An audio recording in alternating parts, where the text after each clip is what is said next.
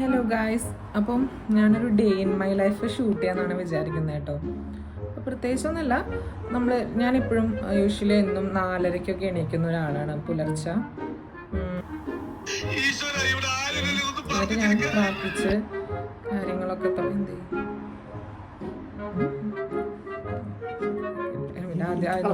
ആയം തൊട്ടെടുക്കാം, കായം തൊട്ടെടുക്കാം.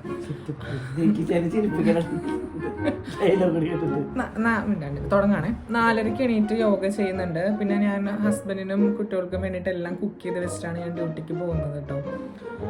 അപ്പം യൂഷ്വലി എനിക്ക് അങ്ങനെ ചെയ്താണ് ശീലം.